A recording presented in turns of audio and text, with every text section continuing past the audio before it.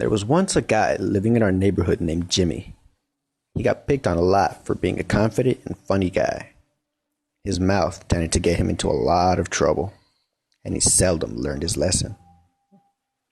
He was just very content with who he was and refused to change it.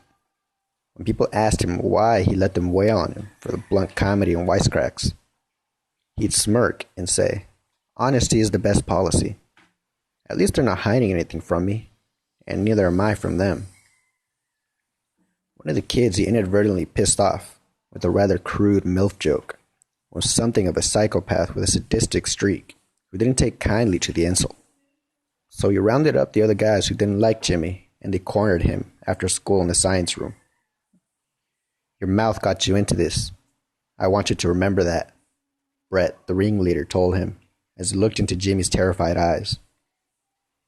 They grabbed some formic acid stored in the lab and threw it in his face. They stood around him, watching him scream in agony as it ate through his flesh before snickering and running out, pretending to be concerned and wanting to help him. When the paramedics arrived, they were attending to Jimmy, who was no longer able to scream. The principal asked the boys if they knew what happened. The leader, Brett, explained that they were walking past when they saw Jimmy skulking around the lab room. By the time they got in there, he was already in that state. The other members joined in and backed Brett up with other fake details as Jimmy tried to protest in silent agony. The principal nodded and told them he would speak to them after he had a word with Jimmy and gotten his side of the story after he was out of the hospital. A few days passed, and Jimmy was kept in intensive care with bandages on his face. The doctors salvaging what little they could of his face, his vision still intact in one eye, and his jaw withstanding despite the loss of flesh.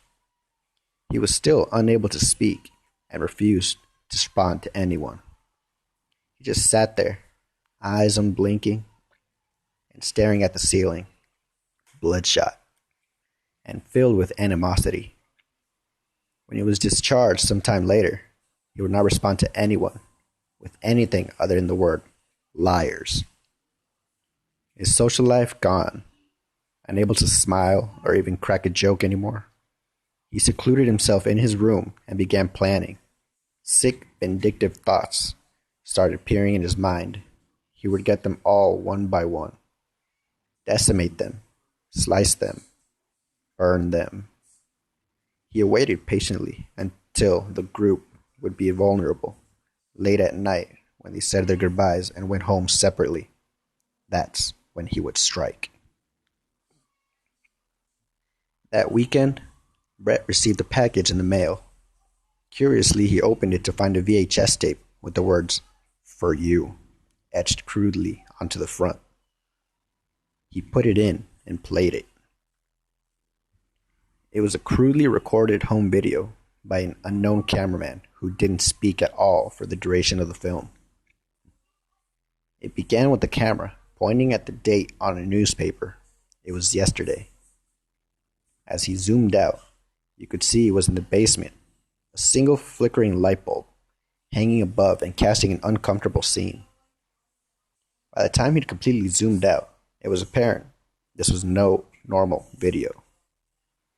In front of the cameraman, and on his hands and knees, was one of Brett's friends.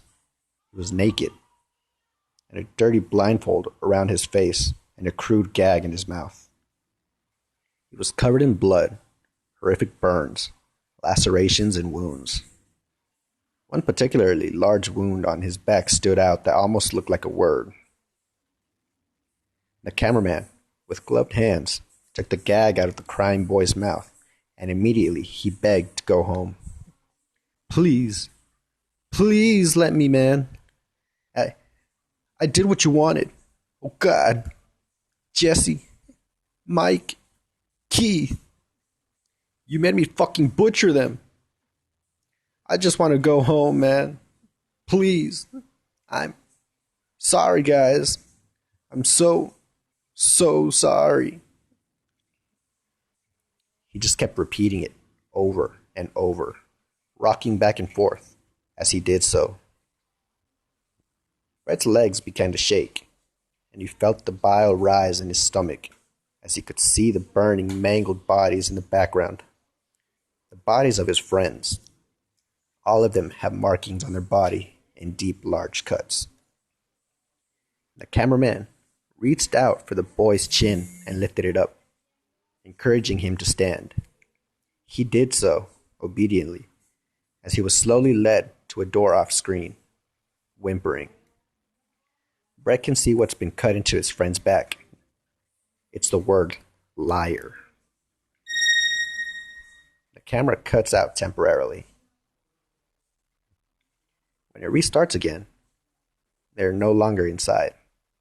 They're instead out in the cold snow on the outskirts of the woods, and it doesn't appear to be the original man holding the camera anymore. It's Brett's friend. He's whimpering and shivering as he holds the camera in one place for 30 seconds, pointing at some trees in the distance, hearing footsteps drawing ever nearer. "Where are you, man? You said I could go, man!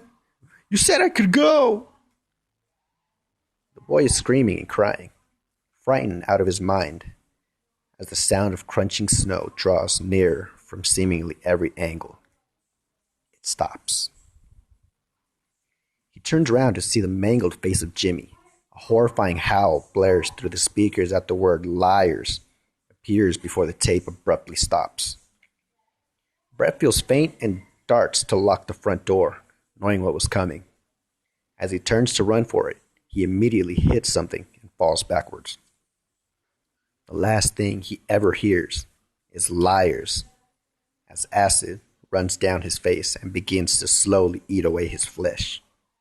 The last thing he ever sees is Jimmy's face, contorting into a sick, twisted smile.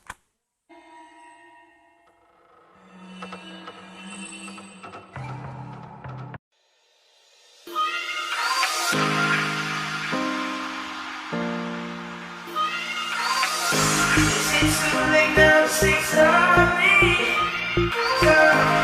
You know that just